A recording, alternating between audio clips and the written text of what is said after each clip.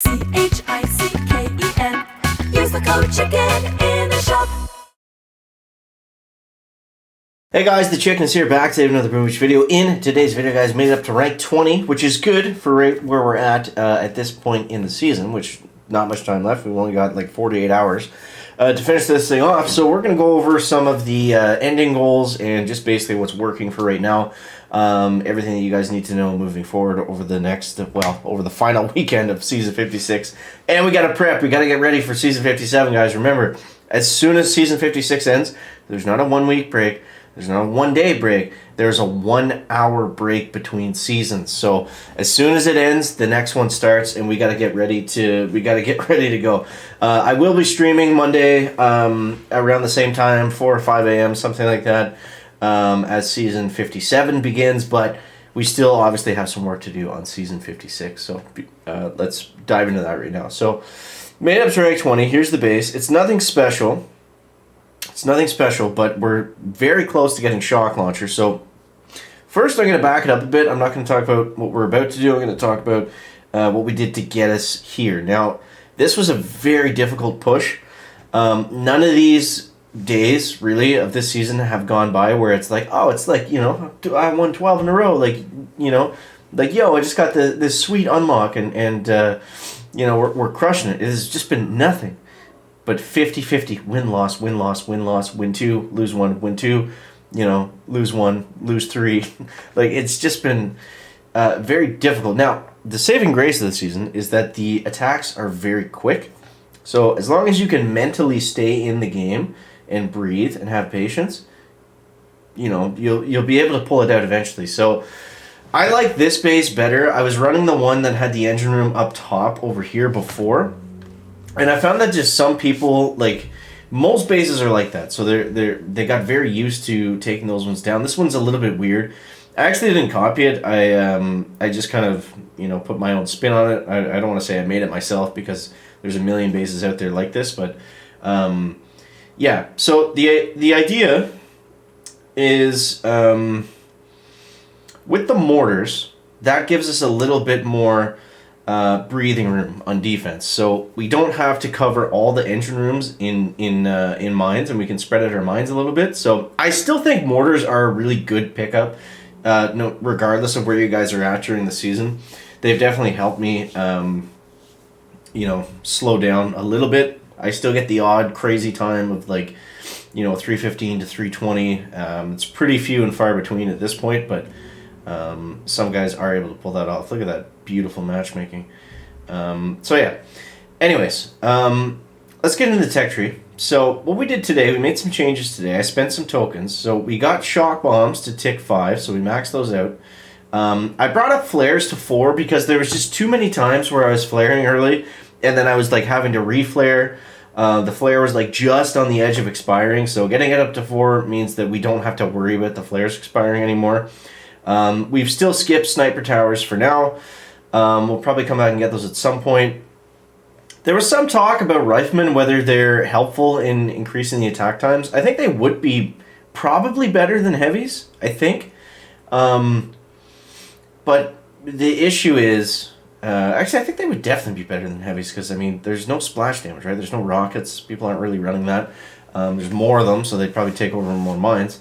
And I think they move a little bit faster. Or no, they don't move as fast as heavies. But anyways, there's more important stuff that we want to unlock in the tech tree. So, yeah. So as we move past 4, we skipped everything pretty much. 4, we just went straight to 5, took the top path. A lot of stat nodes that we're missing out on. Mostly those are troop health and building damage, which aren't really, you know, helpful right now. It's all about the troop damage. It's all about the attack times.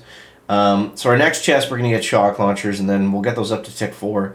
Then we'll kind of reevaluate. So we could get artillery right now, and artillery is good for a couple different things. So number 1, it's good for clearing mines, just an extra GBE to have to clear mines, which is great.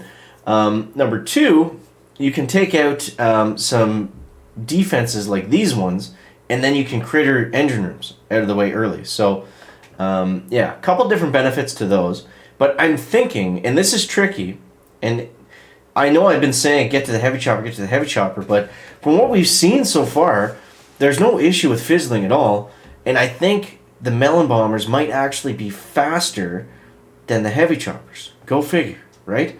So I think we're still going to get them at some point, but I'm just trying to figure out what's best here. So the Doom Cannon is good. The Troop Health, might be nice, but there's other Troop Healths there. Grappler will probably be decent. And I think what makes most sense is to get the Shock Launcher first. I went up against one Shock Launcher base. I don't have it in the log today. And I got like a 240, 241 on them. It wasn't a huge thing, but it definitely slowed me down. And in this meta, if we can find anything to slow the opponents down, that is 100% what we want to focus on. So I'm going to go over the attack next. The attack is fairly copy and paste, fairly easy to replicate. So basically, I'll talk it through first before I do it. We go 2 bombers on this side. I might throw an extra boat of heavies in for this one because there's kind of some stuff in the way. Actually, it's just the 2 snipers. I think we'll be all right. Famous last words. Let's throw another heavy in there. So 2 bombers this side, 1-5 on the bottom, and then basically just free clear and battle orders from there. Man. Actually, you know what? I'm gonna go back. I'm gonna go back to 2. What we're gonna do is we're gonna critter. So we're gonna go like this. We're gonna go 1, 1, 2, flare it. Okay? And we can launch these guys down at the same time. And we can throw brick out, that's fine. Just want to make sure that none of those bombers go down. Okay, so we need 1 shock for the boom cannon up there. Otherwise, we're good to go.